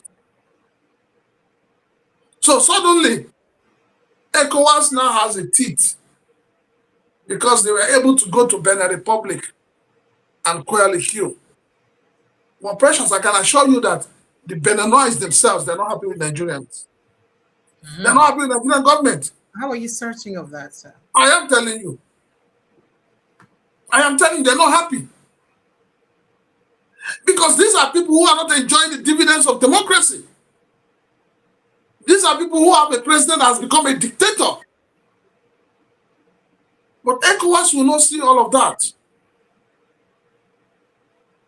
When you see presidents who have become sit-tight presidents, what has ECOWAS done to them? So ECOWAS, for me, is a moribund organization that should not even exist in the first place. Because if you have an organization that cannot look into the eyes of its members and say the truth, why does it exist? I was expecting that in their meeting, they'll be talking about what do we do for the people? How does ECOWAS come into the life of the people? No, they're talking about how to preserve themselves. Self-preservation. They're talking about how to remain in power. Sit tight. Do whatever they want to do. That's what they're thinking about. So now that they have quelled coup in Benin, they believe that yes, it will not happen. What they have just done is to tell any country where they want to plot a coup, it will be fight for finish. See, as it is now, Nigeria has a lot of problems. This presidency should not go and bring trouble from outside into Nigeria. Oh, now speaking about problem, you hear that on aircrafts where they say then seize for Burkina Faso. Abi? So some Tory Concaram earlier today talk say that the aircraft is actually equipped with geo mapping system where they send according to the allegation though, where they send real-time information to French military real-time information about the Burkina Faso military base and operations to the nearest French military base. And yesterday there was an update say they don't carry them go, isolated detention. The 11 people. We don't know how true or not. So a lot of questions from that. First of all, Nigerian government quick to say that they've released them and there is nothing. Understanding that they have families. It took their families to cry out that they've not heard from their people for us to now hear that they're yet to release them. And some people for government, they threaten and say, oh, let them release. Somebody like Shehu Sani release statement, say, holding them is going to be, no one gets more enemies. You already get enemies now. Burkina Faso don't want to have more enemies, so maybe they release them and all that. And people, they say, are you even speaking to what they were going there to do in the first place? Before Precious. Maybe those in power are not thinking straight. Maybe they don't understand history. They need to go and understand history. Don't forget, I think in 2023, if you remember, 4 French citizens were arrested in Burkina Faso. The same Burkina Faso. Yes. And they were tagged as spies. Yes. And they were held in Burkina Faso for 1 year. France, with all its might, could not go and extricate them. France, people will be saying, and then open their eyes. They could not go to Burkina Faso to go and free them. They were there, locked up in Burkina Faso, in solitary confinement for 1 year.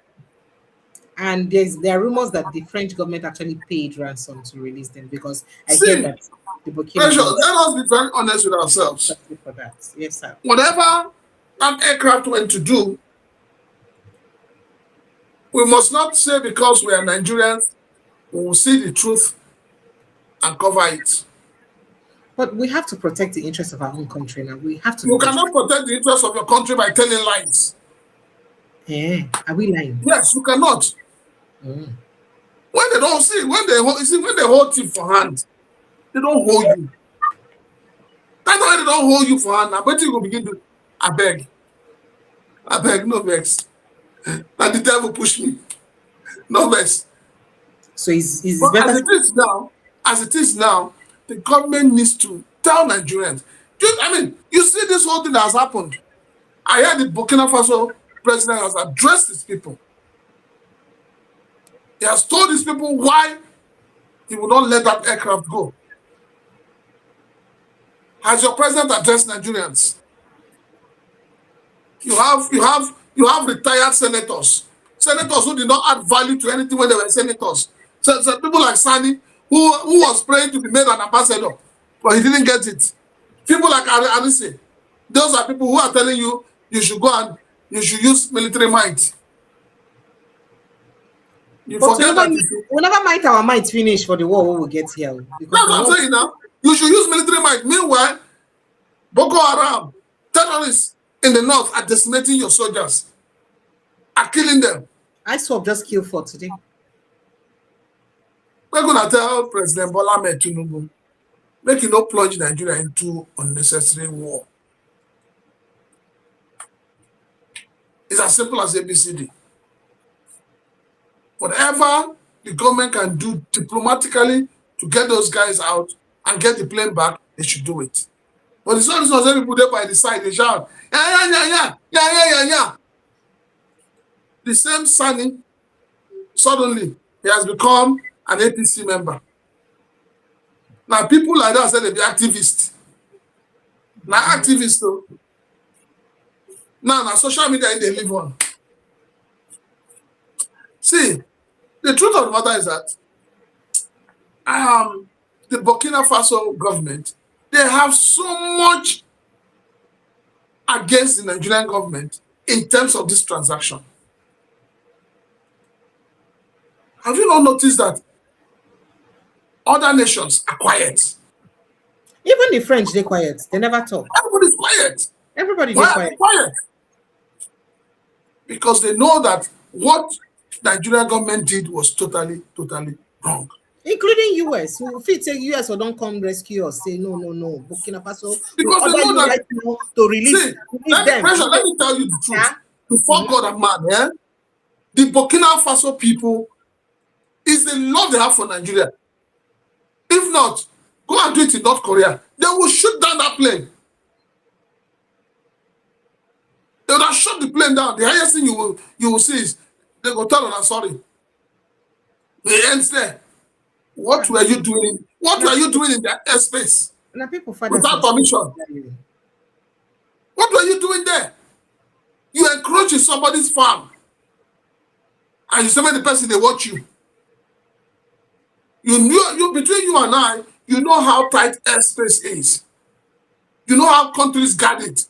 Why do you think that when you take an aircraft from Nigeria going to France, you take Air Qatar, for instance, they first of all go to Doha before they now get a connecting flight? You think they're stupid? They're not stupid because they know that they cannot fly from here to that place. They probably don't have the permission to do that. All right, sir. So, Nigerians, let me quickly let Nigerians know that phone lines are open. Phone lines are open. Please kindly jumping at the conversation. 0817-029-4077. That's the number to call on WhatsApp. 0817-029-4077. That number is available to call on WhatsApp alone. Okay, so you can just call on WhatsApp 0817-029-4077, or you follow the link with it by the pinned post. That link will bring you straight into the studio for you to jump in on the conversation to follow us talk for inside the studio. Hello, good evening and welcome. Reverend Idogeni, welcome, sir. Hello. Good evening. Good evening, sir. Welcome, sir. Yeah. How is the coming Christmas? In advance, I wish. We did now. So, please, the problem that we have in Nigeria is that these people never know the agenda of the Muslim. Because I hear what he was saying, what did they want? In fact, here, it was when I came to Europe that I discovered, I didn't even know when I was in Nigeria, that a Moroccan person told me that the Quran said wherever they come, that they should take over the place. I asked him how. He said, even if you come to your house and they do it exactly. If you own the flat, if they are staying in one room in that flat, in fact, they want to make you as if you are living with them. So it is very clear that what they want in Nigeria, they just want to take over the country. What they are doing now, if they are succeeded in taking over the north, then they will start to come down. Before you know it, they will take over the whole country, and that is their objective. And this man was telling me that if you, as a Muslim, if you come to a place that you cannot take it, then that means that you are useless. to Mohammed. So that is what he said. So I told him, I said, it's not every place that you can go. He said any place. So, and that is exactly what I see. That was about 2002. And that is what is playing out in Nigeria. And that's why I'm not surprised. When I heard what they were doing and the government is a part of it. The problem that I do not know if Nigerians, if I don't know what is wrong with them. Are they cursed? I do ask myself, is Nigeria cursed? That everyone will come out and say, it's like fire is in your house. You'll be running around. You say, my house is burning. My house is burning. You are not doing anything to fight the fire. And that's exactly what is happening in Nigeria. Everybody is saying that Tinubu will do this. The government will do this. The government. But what step are you, the people, taking? Thank you, Reverend Dogeni. Thank you so much. I appreciate you. Right. Thank you, sir. Thank you so much. Hello, good evening, and welcome, sir. Yeah, pressure. Good evening. Good evening, sir. Good evening, sir. For a few days now, what has been happening in Nigeria shows that Nigeria is gone from the type of leaders that are handling the affairs of Nigeria now. You see, from the bandits, two bandits coming to testify against and for sitting minister of the defense minister. It's a shame that man is still there. That man could have been in jail now, under investigation, and the next thing is facing firing squad. That man is the real terrorist in Nigeria, you know. Then another one is the guy they give Minister of Digital Economy and Communication, coming out at this time when the world is already, everything is already in computer, AI, and you see what the phone is doing, just the phone we have in our hands. And the guy is telling over 300 million people, because I never believed that Nigeria is 240 million. Over 300 million people, and so many people, so many Nigerians living abroad, that you can't track the bandits that are using things that bounce back network. I don't think that guy is qualified to be there. So, but I'm not surprised, because the guy that employs them, he's empty, or he's smart. All his smartness is criminality. That's why he can never employ good people that can do a very wonderful job. I mean, Tinubu is smart, but he don't know anything. His smartness is just to thief, to steal, to run and stretch it and run away. That's all he knows. Okay, coming to another one, this C-130, like Prince Naka said, that flight going to Burkina Faso, there's nothing that flight going there to do. That route is not his route. First of all, they said that the flight was traveling to Portugal. No. That flight, they are liars. They lie so much. So, and that flight sitting down there, Burkina Faso is not going to leave that flight. You see, 2 days ago, they came out, they said they will release everything. Everything is good now. The flight is on its way coming back to Nigeria. But today, the flight is still sitting down there. You see, so if you see what's going on and putting our tax into France, tax collector. Tax is now our tax collector, giving France out all the data of Nigerians. You know, so you can see that Nigeria is gone. They are just like buying time, just for the country, because to collapse completely. But it's unfortunate that people living in that country, they don't want to take the country back their country. If they want, by tomorrow morning, everyone's supposed to be on the street. It doesn't matter who, it doesn't matter how many people they will kill.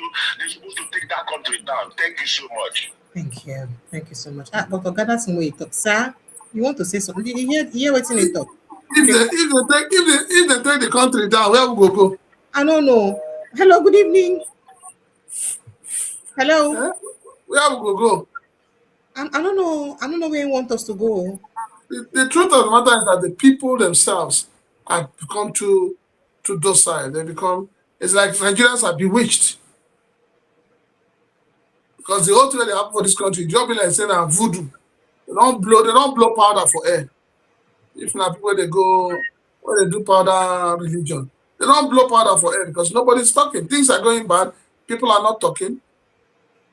Nobody's talking. So it's like we've gotten to that point where we say, all die and die.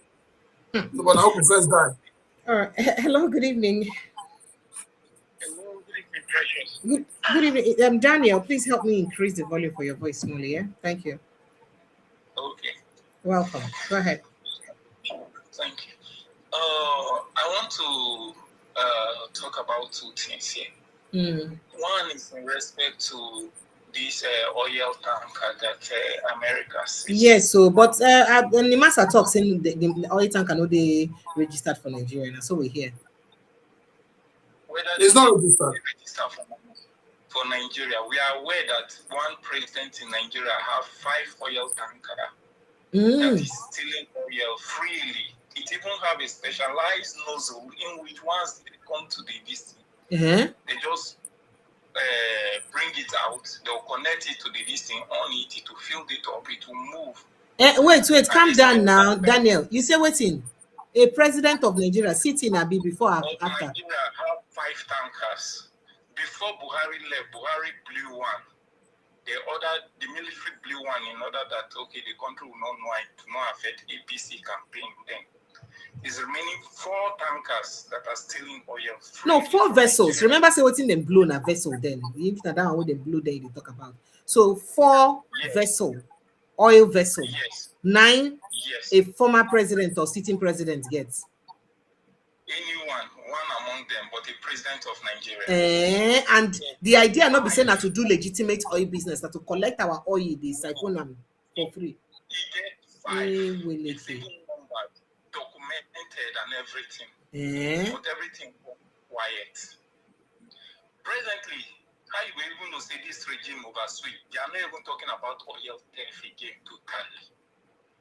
It's become it's even worse now. So oil theft, that is the tipping of our oil even worse now as before. But our oil production increase now. NNPC they tell us how we do the highest capacity of production we don't ever did before. So when oil production they increase, then they say the tipping they low, they make oil production they increase now. Not be so. Yes. No. The more now that they drill enough oil, it's not even the accurate amount of oil in which Shell is taking. Remember, Shell we don't even go. The government need to beg them, may they come back. And there are 2 brothers from India that are controlling a lot of oil, this thing there in Delta. Yes. And all these things, documentation of the big crime in Nigeria, they have documented all these things. But nobody, even the media, expect the media to be talking about these things so that the president at least open his mouth for once in his time now to be able to talk about those that are stealing our oil. They are quiet. Even Tumpolo, as he did there, Tumpolo knows a lot of things going on with our oil. But they are all quiet. It's a crime scene. I will not lie to you. Then secondly, giving our data to France, even if another president happens to come and the president happens to, okay, we don't want to work with France again, they have happened to say, okay, let's go back on the deal or the agreement in which we went with France. They already have our data. There are a lot you can do at the back end of any data that you have gotten. This is the more reason why Tinubu have to be very careful. Even if as their country is there, if they decide to be taking 2 naira from everybody's account or taking 2 naira from the taxation of all Nigeria, even after the whole this thing have been closed, they can still use it to support their country to a law for almost how many generations. So Tinubu has to be very, very careful on entering any agreement that has to do with data of citizens. Because my data is my right. I don't know why even the... but then talk say they no go share data now. You know when they talk, they say no. So now they think too much. We are not thinking too much. I will not lie to you. We are not thinking too much. Anything that makes France to come in any way that they want to assist, install some of their softwares to our system here and everything. It's just like how Israel, they brought Israel early last year. I think, no, ending last year and early this year to come and do some of the security intelligence fitting to some of our ICT teams. They don't know that, okay, opening your country to such type of things can make them that they will listen to conversation of even the Senate president or even the president or anything. It's dangerous.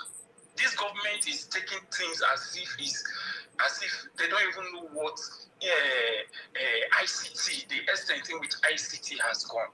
That's why it's easy for them to come that you cannot track your wife that is making call in the bedroom and you are in the parlor, you cannot track the call. That's how stupid they thought we are.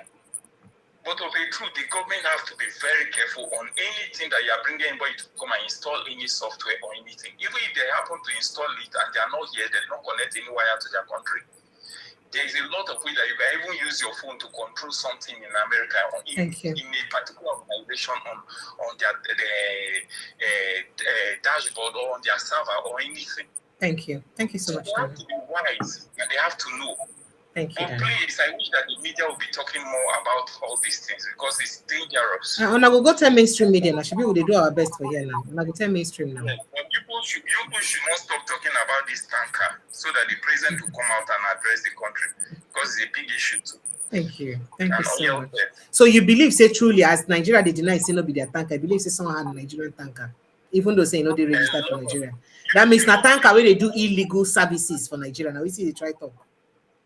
Wow. Yes, a lot of them. Wow. Okay, why we say they will just, you know it is. And for US to even insist that it is a Nigerian tanker, they do their due diligence and you they deny. Of course. But wait, imagine, you know how much it costs to buy one missile? To know if you use one missile to launch against people who just kidnap people, now carry this thing. Nigeria get drawn, now they watch them as they carry the people. Or when they go attack, they prepare to go attack. Nigeria know if you spend their missile. We know the fear ever launch all those people missile, but they launch missile on top oil tanker where they don't park, where they won't do investigation on. That's how sweet this country is. They go launch missile where they never use for battles for Nigeria. How many times where they don't shoot missiles since 2010? But they refuse spend missile for coup where they happen for Benny. That's how sweet Nigeria is. Thank you. On that sweet note, thank you so much, Daniel. I appreciate you. Thank you. All right, let me speak to this Mr. Ike. You'll be our next caller, please. Let me quickly speak to Mr. Ike so that you can respond accordingly while we wrap up. Hello, Mr. Ike, good evening. Good evening, Precious, and good evening, Ms. Chilaka. I joined from Texas. You see, the big difference or what we don't understand about this government and the previous government is the day Buhari finished his government, that's the day his influence in that government or in that country almost ended. But the difference in this one is his influence never ends. All of these things you see that are going on are going to be with us even in the years to come. Now, this agreement with France will never end with this administration. And the only reason why government came to make this explanation is because the information leaked and went to the public. If the information did not come out, there will be no explanation. And this explanation is just to placate us. It's not like they're telling you the exact information or the exact relationship they have with these people. But this relationship is beyond whatever we can imagine. It would never end. The ones he went into in Lagos, nobody knows how much.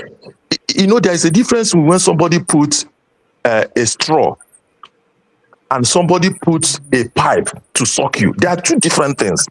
Straw is different. Straw, you'll be taking it little by little. But when somebody puts a pipe to take out something from you, you will never know the end. until you drain. Now, when people also say the president should be careful, tell the president. This president is very, very Hey, what's alert. happened? Let me take lights for there now. Oh, I mean, I can still hear you very well. What happened? Oh, no. Go ahead. Can you hear me? Can you hear me? Interruption. Please go ahead. Go ahead. Okay. So when they say the president should be careful, the advisor should be able to tell him this and that. Our president is aware of everything that is going on. He walked into them himself with his whole chest. This is not like he doesn't know. People are advising him and so on. No. Anyone you puncture, he will send people to go and make some explanations. Anyone you don't puncture, it will stay like that and continue to haunt us for life. When they tell you the details about what is going on in Burkina Faso, you will wonder. If they tell you the details behind what he went to do in Benin Republic, you will wonder. This president is alive and active to every action that he is taking. He is taking them. Nobody is taking it for him.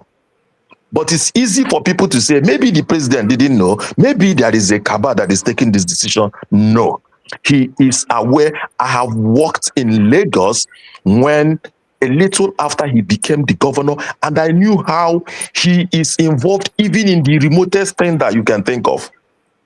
As little as a hotel wants to be opened, if you don't finish negotiation with him, he won't open. So people know, this man knows everything that is going on. So I'm not one of those people that suggest for people to go on the streets because they will kill more. But my own is for people to remotely stay indoors. If everybody stays indoors, it's just that they have naturally made us so poor that we cannot stay indoors for 2 days without getting hungry. People will be forced out by hunger. But if Nigeria can stay indoors for 3 days, this government will reset. If they stay indoors, I'm not asking anybody to go on the street. If you go on the street, they will kill more people. After all, the ones the soldiers killed some few days ago, has anybody said anything about them? They've done mass burial for those women. Nothing is said about it. So I will not be one of those people that will advise people to go and pour on the street. You will lose more lives. If our people can sustain 3 days sit at home, this government will reset. Thank you. Thank you so much. Thank you, Mr. Opareke. Oh, yeah, I'm going to come back to him, but I'm going to talk about the speaker before him who was talking about the vessel, skipper.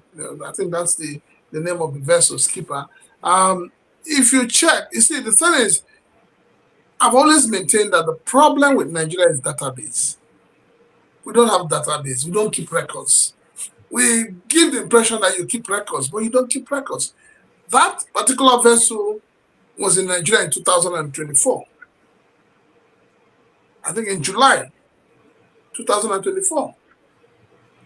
And as at that time, when it was in Nigeria, it was, how you know a vessel is the flag they are flying. And it was flying the Nigerian flag. It left Nigeria shores, I think it went to Asia, just went around. The question is, like I said, we don't keep data, we don't monitor. If the vessel, as they claim, does not belong to Nigeria, why was it flying the Nigerian flag? And when it left the shores of Nigeria, they did drop the Nigerian flag. So apparently, when the American government caught the ship, it had Nigerian flag. So it is that Nigerian flag that gives the impression that it's a Nigerian vessel. But NIMASA has come out to say we don't even have record of it. It is not registered in Nigeria. It's not registered with NIMASA because NIMASA controls all the vessels.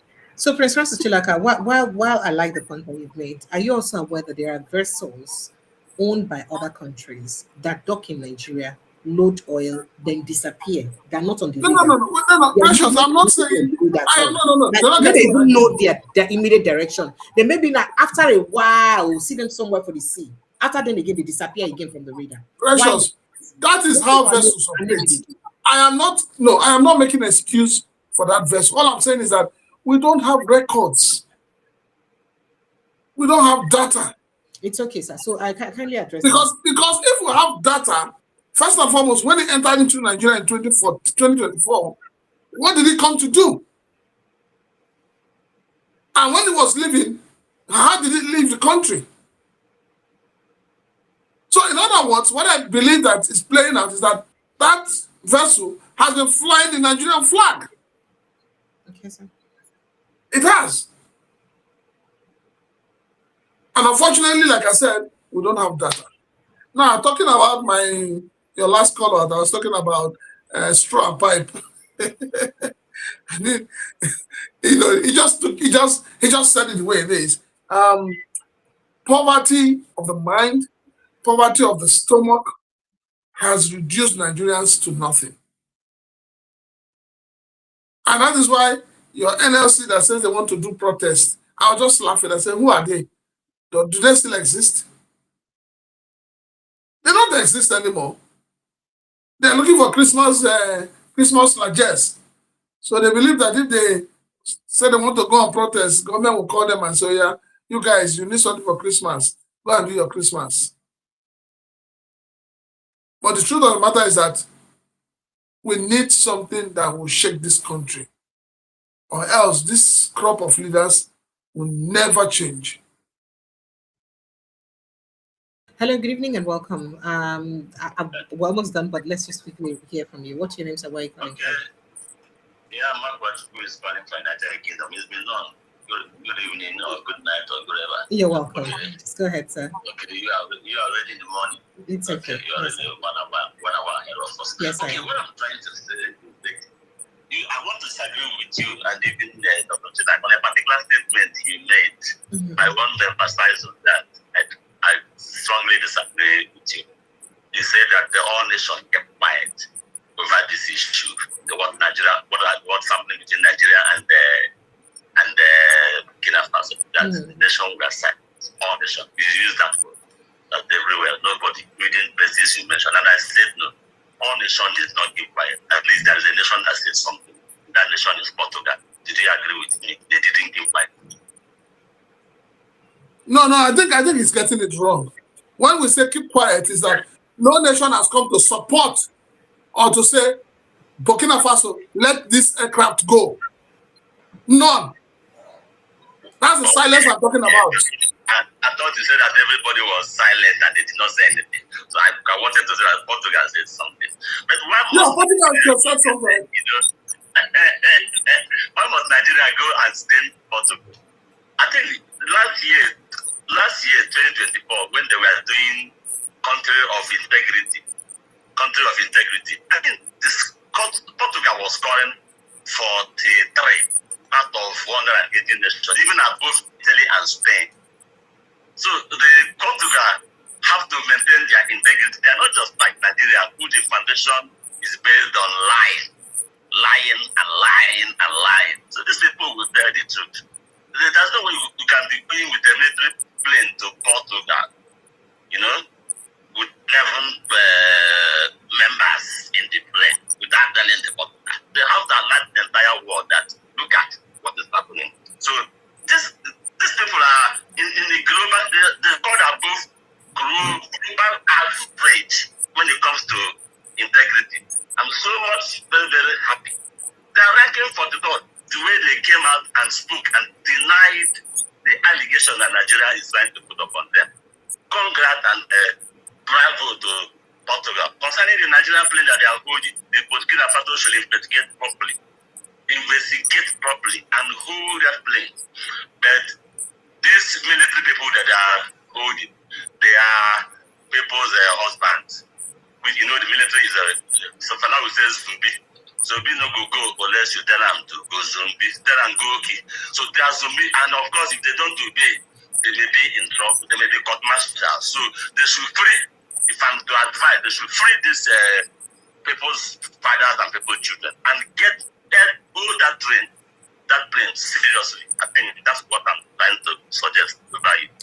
Thank you. Thank you so much. All right, so the report about Portugal's denial is still, it's still not very verified. Some people think that it's just made up by social media. So I can verify it as soon as I verify it, I'll let you know. Unfortunately, I can't tell if the report actually comes from it, but I do know that the Minister of Foreign Affairs, Turga, had denied the claim that the Portuguese government had, queried about, asked the Nigerian envoy to Portugal, that is the ambassador, Nigerian envoy to Portugal, to report to them to explain about this matter. He denied that that is a malicious statement. That is Minister Tuga. So after that, I never hear any other thing about him. So that's why I've been very careful about carrying that news about Portugal denying, even though that news is everywhere, because I never actually see an article where they deny him and I never can verify it. Prince Francis Chilakasa, thank you. Eshego. Thank you so much. I'd like to say a big thank you to you for your unalloyed support, for always being here with us. Thank you so much. The next time we'll see again would be on Friday, and that'll be 19th. After then, we'll see again on Sunday. Before the next time we'll see will be after Christmas. Okay, just to make a reminder, you say Christmas on the beach. Why did you have to look at me like that? Thank you so much. Your reward will be. I'm just trying to let you know that I'm sending Christmas rice to you. Thank you so much. How many bags? 20 bags. Christmas rice na plate, not be bag. Never give No, it not send plate. Send 20 bags. Go and talk to your new Papa's governor. Let him send rice to me. Thank you. Thank you so much. I appreciate you. Do enjoy the rest of your Good night. And protect your mental health. So very important. Thank you. I got Ouch, dear. You wanted to say something? You said something, sir? And what? No, good night. All right, good night, sir. Thank you. All right, Nigerians, I'd like to say a big thank you to everyone who's been part of the show. It's always a pleasure to be with you guys to discuss Nigerian matter with you. And I'm not gonna go follow Prince Francis Chilaka for Prince Chilaka TV. See, I'm a DJ, Prince Chilaka TV. I'm gonna go follow like on a village report. And also ensure that you join us here. Click like, subscribe, share this post, and ensure that it gets to as many people as possible. I love you guys so dearly. I'll see you again tomorrow, and another tomorrow, and another tomorrow. Protect your mental health. Very important. Good night and God bless you.